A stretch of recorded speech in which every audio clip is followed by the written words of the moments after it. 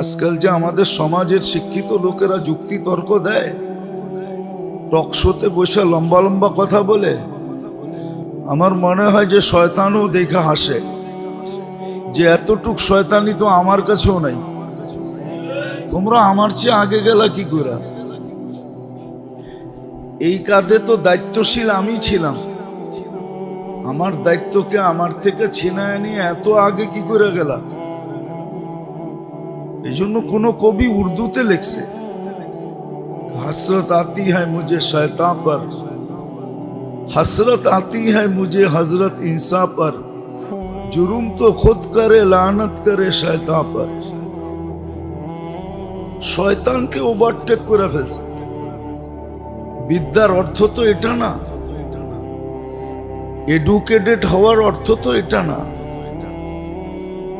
যে লাইনের থেকে আউট হয়ে যাওয়া। আল্লাহর ইহসান অগণিত, গুনতে গেলে ছোট জীবনটার পরিধি যথেষ্ট না। ছোট জীবনটা কেন, এই দুনিয়ার পরিধিটাও যথেষ্ট না। সৃষ্টির উপরে আল্লাহর দয়া কতটুকু, আর সৃষ্টির ভিতরে বিশেষ করে মানুষের উপরে, মানুষের ভিতর থেকে বিশেষ করে মুসলমানের উপরে, মুসলমানের ভিতর থেকে বিশেষ করে উম্মতে মুহাম্মদীর উপরে আল্লাহর এতটুকু দয়া,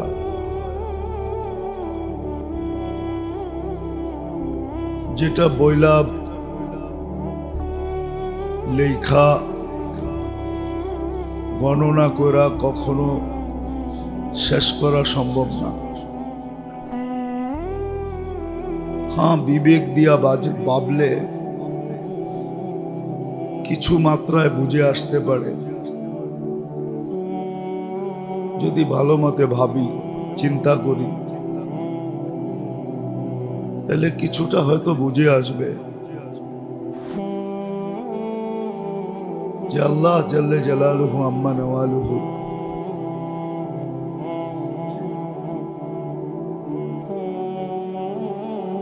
মানুষকে একমাত্র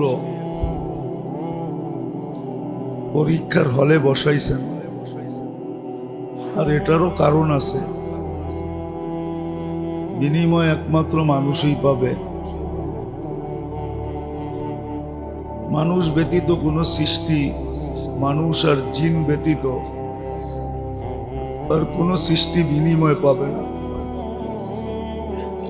কারো কোনো বিনিময় আল্লাহ নির্ধারণ করেন নাই। বিদায় পরীক্ষা একমাত্র মানুষের জন্য আর জিনের জন্য। আর নিয়ম এটাই, শিক্ষক পড়ানোর পরেই প্রশ্ন করে, আর প্রশ্নগুলা যেটা পড়াইছে ওটার ভিতর থেকেই হয়। এটাই একজন শিক্ষকের নিয়ম। সে পড়াইলো না আর প্রশ্ন করলো, এটা কোনোদিন হয় না। যেটা পড়ায় ওটার ভিতর থেকেই প্রশ্ন করে। কিন্তু ছাত্রদের শুধু সমাধান করতে হয়। আর আল্লাহ একজন টিচারের চেয়ে লক্ষ কোটি গুণ বেশি বন্দার উপরে। লক্ষ কোটি গুণ বললেও কম হবে। অবর্ণনীয়, অগণিত, মেহেরবান এবং দয়ালু। এই জন্য পরীক্ষায় ফেলাইছেন বটে, লিয়াবলুয়াকুম আইয়ুকুম আহসানু আমালা। কোরআন এটাই বোঝায় যে মানুষই পরীক্ষার সম্মুখীন, বা পরীক্ষার হলে, বা মানুষকেই একমাত্র পরীক্ষা দিতে হবে। দুনিয়া তো যেরকম পরীক্ষা দিতে হবে, কবরও দিতে হবে, কিয়ামতের মাঠেও দিতে হবে। আবার কত বড় দয়ালু যে পরীক্ষার প্রশ্ন আগের থেকে আউট করে দিছেন। যদিও সারা দুনিয়ার নিয়ম হলো পরীক্ষার প্রশ্ন আউট করা এটা বিরাট বড় অপরাধ সারা দুনিয়ায়। কিন্তু আল্লাহর সমান তো মানুষ মেহেরবান হওয়া সম্ভব না, দয়ালু হওয়া সম্ভব না। তো মেহেরবান বিদায়, দয়ালু বিদায়, স্নেহ আর মমতা মায়া বন্দার সাথে বিদায়, ভালোবাসার মহব্বত বিদায়। দুনিয়াতে কখন কি পরীক্ষার সম্মুখীন করবেন ওই প্রশ্ন সুস্পষ্ট করছেন। কবরে কি প্রশ্ন হবে এটাও সুস্পষ্ট করছেন। কিয়ামতের মাঠে কি প্রশ্ন হবে এটাও সুস্পষ্ট করছেন, ফাঁস কইরা দিছেন। দুনিয়ায় কখন কি হবে এটা তো প্রেক্ষাপটের উপরে নির্ভর। ঘুমের থেকে উঠা কি করতে হবে, দুপুরে কি করতে হবে, বিকালে কি করতে হবে, সন্ধ্যায় কি করতে হবে, প্রত্যেকটা কর্মের ভিতরে যদিও পরীক্ষা, কিন্তু শুধু প্রশ্ন তুলা ধরেন নাই, সাথে সাথে সমাধানও তুলা ধরছেন। প্রশ্ন যেরকম ফাঁস করছেন, সমাধান কি হবে এটাও বলে দিছেন। যেমন কবরে কি প্রশ্ন হবে এটাও বলে দিছেন। একটু ভাবলে বোঝা যায়, একটু মাথাটাকে খাটাইতে হয়, একটু চিন্তা করতে হয় যে এটা আবার কেমন সিস্টেম। প্রশ্ন ফাঁস করে দিলেন, জবাবও বইলা দিলেন। একটু ভাবলে বোঝা যাবে। তারপরে যদি ক্লেম আসে যে আমি জবাব দিতে পারি নাই, তো ক্লেমটা কিন্তু আল্লাহর উপরে যাবে না, বর্তাবে না, এটা সম্পূর্ণ আমার উপরে বর্তাবে। আল্লাহ তো বলবে প্রশ্নও বইলা দিছি, সমাধানও বইলা দিছি। মান রব্বুকা যেরকম প্রশ্ন, এটার সমাধান কি এটাও বইলা দিছেন। ওমা দীনুকা যেরকম প্রশ্ন, সমাধান কি এটাও বইলা দিছেন। ওমান হাদার রাজুলু বুইসা ফিকুম, এটা যেমন কবরের ৩য় নাম্বার প্রশ্ন, সমাধানও বইলা দিছেন। কিয়ামতের মাঠে 4 প্রশ্ন হবে। লা ইয়াসালু কদম আবদিন হাত্তা ইয়াসআলান আরবাইন, আর এটা সমাধানও বলে দিছেন। 4 প্রশ্ন ফাঁস করে দিছেন। আন উমরিহি ফিমা আফনা, ছোট একটা জীবন দিলাম, এত বড় বিনিময় রাখলাম। জান্নাত বিনিময় রাখলাম, জান্নাতের বিনিময় কিনতে পর্যন্ত চাইলাম। ইন্নাল্লাহ আশতারা, কিনতে পর্যন্ত চাইলাম। তারপরে এটার বিনিময়ে তুমি জান্নাত নিলে না, তো সমাধানও বইলা দিছেন। দ্বিতীয় কিয়ামতের মাঠের প্রশ্ন হবে আন শাবাবিহি ফিমা আবলা, যৌবনটা কোন কাজে ব্যয় করছো।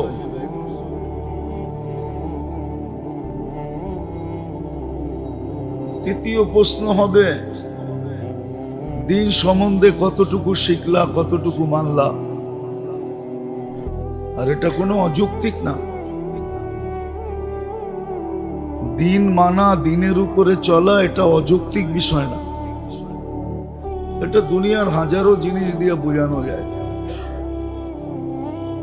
প্রত্যেক দলের যদি গঠনতন্ত্র থাকতে পারে, তো যে আল্লাহ 1 ফোঁটা পানির থেকে অস্তিত্ব দিলেন, ওনার গঠনতন্ত্র কেন থাকবে না? দুনিয়ার মানুষের দলীয় গঠনতন্ত্র যদি কোরআন হাদিসের চেয়ে বেশি মানতে হয়, তো যে আল্লাহ 24 ঘন্টা নুন দেয়, যান নুন খায়া 24 ঘন্টা বেঁচে থাকি, তার গঠনতন্ত্র কেন মানতে হবে না, শিখতে হবে না? এটা কোন যুক্তিতে বলে? এটা তো মানব যুক্তিতে বলার কথা না, এমনকি শয়তানি যুক্তিতেও তো বলার কথা না। কেননা কোরআন ঘাটলে তো দেখা যায় যে শয়তানও এটা স্বীকার করে। শয়তান মানুষকে বলে কুফরি করো, আল্লাহর বিরোধিতা করো। যখন ওই ব্যক্তি করে তো শয়তান সাথে সাথে বলে ইন্নী বারিউম মিনকা ইন্নী আখাফুল্লাহ রাব্বাল আলামিন, আমি তোর সাথে নাই, আমি আল্লাহকে ভয় পাই। আমি বললাম আর তুমি জাপ দিলা, তোমার উপরে আমার কর্তৃত্ব কতটুকু আর আল্লাহর কর্তৃত্ব কতটুকু? হায়াত কি শয়তানের হাতে না আল্লাহর হাতে? মৌত কি শয়তানের হাতে না আল্লাহর হাতে? সুস্থতা কার হাতে?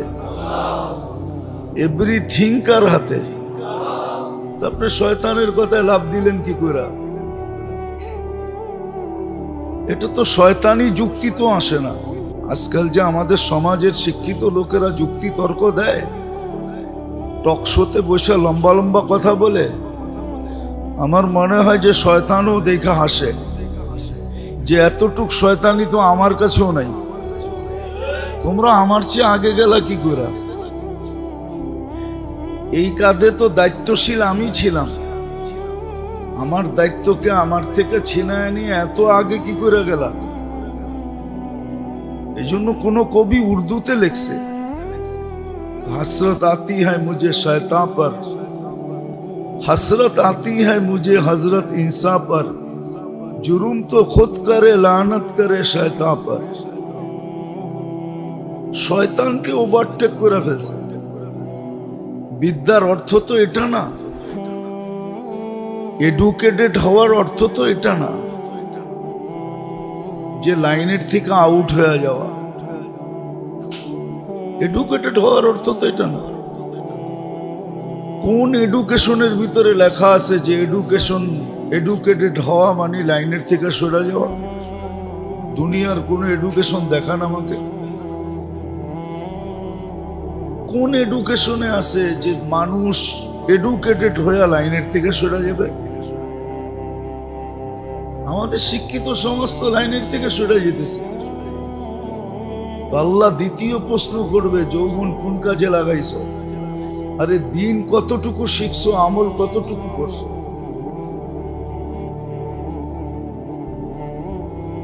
আমার বিধান, আমার গঠনতন্ত্র কতটুকু শিখছো, কতটুকু পড়ছো? যদি দলীয় গঠনতন্ত্র থাকতে পারে, রাষ্ট্রীয় গঠনতন্ত্র থাকতে পারে, তাহলে আল্লাহর কেন থাকবে না? এটা যুক্তি দিয়ে বুঝান যে আল্লাহর কেন গঠনতন্ত্র থাকবে না? যিনি এভরিথিং কন্ট্রোল করতেছেন, আর ওটা আমি কেন শিখবো না? যা হোক, চতুর্থ প্রশ্ন হবে কামাই উৎস কি ছিল, খরচ কোথায় ছিল, কিভাবে কামাইছো, কোথায় খরচ করছো? তো যেটা বুঝাইতেছিলাম, আল্লাহ মানুষকে পরীক্ষা ফেলাইছেন, আর পরীক্ষার প্রয়োজন এই জন্য ছিল যে বিনিময় মানুষকে যখন দেওয়া হয় তো কর্মের বিপরীতেই দেওয়া হয়। কর্ম ছাড়া বিনিময় হয় না। আল্লাহ মানুষকে বিনিময় দিবেন, জান্নাত দিবেন। জাহান্নাম তো হলো অপারগতা। ডাক্তার চেষ্টা করে, আজকাল যদিও না করে, আজকাল যদিও খুব কম করে না, আজকাল সিস্টেমটাই হয়ে গেল কমার্শিয়াল। আবার ডাক্তাররা চেতা যাবে, ওরা চিন্তা করে ক্লিনিকের লাভ কিসে হবে রুগীর থেকে, আগে এটা মাথায় ঢুকায় যে ক্লিনিকের লাভ কতটুকু হবে এই রুগীর থেকে। দ্বিতীয় চিন্তা করে আমার লাভ কতটুকু হবে, কমার্শিয়াল চিন্তা ভাবনা। নইলে এক সময় ছিল সার্জিক্যাল, এটা তো হলো অপারগতার চিকিৎসা। সার্জিক্যাল আর এখন হলো সার্জিক্যাল, যেটা এটা হলো রমরমা। সবচেয়ে রমরমা হলো সার্জিক্যাল, অপারেশন করতে পারা এটা হলো রমরমা। ডাক্তারির ভিতরে সবচেয়ে রমরমা হলো অপারেশন। মেডিসিন লেখার কয় টাকা কামাবে, ওটিতে শোয়াইতে পারলে বান্ডেল খারা। আমি ক্রিটিসাইজ করতেছি না, বুঝানোর জন্য বলতেছি।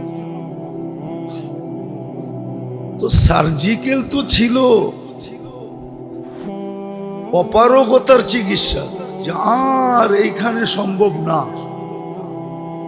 মেডিসিন কোনো কাজ করবে না, অপারেশন করতেই হবে। অপারগতার এক চিকিৎসার নাম ছিল সার্জিক্যাল। জানি না ডাক্তাররা এটা মানবে কি মানবে না। ঠিক দোজকটাও হলো অপারগতা। দোজকের জন্য আল্লাহ মানুষ তৈরি করেন না, দোজকের জন্য তো আল্লাহ পাথর তৈরি করছেন। এই জন্যই তো কোরআনে আছে উকুদুহান নাসু ওয়াল হিজারা, আমরা পাথর দিয়া বইরা দিব, পাথর জ্বলতে থাকবে। মানুষকে তো আল্লাহ দোজকের জন্য তৈরি করেন নাই। মানুষ বেসিকলি তৈরি হয়েছে জান্নাতের জন্য। কেন মানুষের যাত্রা তো দোজক থেকে না, মানুষের যাত্রা তো হলো জান্নাত থেকে। তো যার যাত্রা যেখান থেকে হয় সে ওইখানেই ফিরে।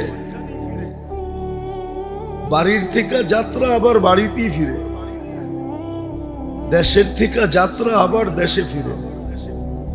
নাহলে প্রবাসী কেন বলা হয়? অথচ ওর কাছে ইংল্যান্ডের পাসপোর্ট, ওকে প্রবাসী কেন বলেন? ওর কাছে আমেরিকান পাসপোর্ট, ওকে প্রবাসী কেন বলেন? ওর কাছে ক্যানাডিয়ান পাসপোর্ট, ওকে প্রবাসী কেন বলেন? আর ওই দেশের পাসপোর্টও লেখা আছে বাংলাদেশি, জন্মসূত্রে বাংলাদেশি। নিয়ে আসেন ব্রিটিশ পাসপোর্ট দেখায় দিই, ক্যানাডিয়ান নিয়ে আসেন, আমেরিকান নিয়ে আসেন, লেখা আছে। সন্তান হইলেও লেখা আছে ওই দেশে জন্ম, ওর পাসপোর্টও লেখা আছে যে বাংলাদেশি। তাহলে প্রবাসী কেন বলেন? আমাদের যাত্রা তো ছিল জান্নাত থেকে, আমাদের প্রত্যাবর্তনও আসল জান্নাত। কিন্তু দোজক হইল অপারগতায়, ওই যে সার্জিক্যাল অপারগতা। ডাক্তার বলে দিছে মেডিসিন আর কাজ করবে না, অপারেশন ছাড়া কিছু হবে না এখানে। অপারেশন যেরকম অপারগতা, দোজকও এরকম অপারগতা। আর কোনো ওয়াই নাই তো দোজকে পাঠাবে। কিন্তু মানুষ দোজকের জন্য ছিল না, মানুষ তো ছিল জান্নাতের জন্য। এর যাত্রা জান্নাত থেকে, ফিরবে জান্নাতে। তো যেটা আমি বুঝাইতে চাইতেছিলাম যে আল্লাহ আমাদেরকে পরীক্ষায় ফালাইছেন বটে, কিন্তু উত্তোলনের রাস্তা আল্লাহ মেহেরবানি কইরা কুদরত দিয়া কইরা দিছে। কুদরত দিয়া। অনেকে বলে আমাদের সমাজের একটু বিত্তশালী হইলেই, একটু পয়সাওয়ালা হইলেই, পয়সা তো আর কেউ মারপেটের থেকে নিয়ে আসে নাই, সবাই মারপেটের থেকে কাঙ্গালি আসছে। কাঙ্গাল বললেই শব্দটা সঠিক হবে। সবাই আমরা মারপেটের থেকে কাঙ্গাল আসছি, আমাদের চেয়ে বড় কাঙ্গাল কেউ ছিল না। জানি না কাঙ্গাল শব্দটা বোঝেন কি বোঝেন না, আবার বেশি বইলা ফেললাম কিনা এটাও চিন্তা করতেছি। আসলে আমরা মারপেটের থেকে কাঙ্গাল আসছি। একটু পয়সাওয়ালা হয়েই বলতে থাকে আল্লাহ আমাদেরকে ক্ষুধার্ত রেখা লাভটা কি? আল্লাহর লাভ নাই, লাভ তোমার। রোজায় দুইটা লাভ, একটা শারীরিক লাভ, একটা আধ্যাত্মিক লাভ। একটা শরীরের লাভ, একটা আত্মার লাভ। ভিতরে একটা আত্মা আছে যেটা দিয়ে ফরফর ফরফর করি সারাদিন। ফরফর বোঝেন? মনে হয় বোঝেন না। আবার কথাটা কঠিন হয়ে গেল কিনা? সারাদিন ফরফর করে, যেটা দিয়া বাপ দেখায় চলি। রু আছে বিদায়ী তো বাপ আছে, ঠিক না? রু যেদিন থাকবো না ওদিন বাপ কোত্থেকে থাকবে? রু যেদিন বাহির করবে ওদিন বাপ কোত্থেকে থাকবে? না রূপসীর রূপ থাকবে, না যুবকের যৌবনের ঠাঠা সমুদ্র থাকবে। ঠাঠা সমুদ্র বোঝেন? তরঙ্গ মারা সমুদ্র থাকবে না, ঠিক না? যুবকের যৌবন তো হলো তরঙ্গ মারা সমুদ্র। এটারে তরঙ্গ মারা পদ্মা বললে ভুল হবে, অল্প হবে। এরকম কিছুই থাকবে না। রু বাহির হইতে দেরি কিচ্ছু থাকবে না। আজকে রু আছে বিদায় ফরফর চলে, সবকিছু বলতে পারতেছি, করতে পারতেছি। রু যেদিন থাকবে না ওদিন আর কিচ্ছু সম্ভব হবে না। শুধু শুধু তো কবি বলে না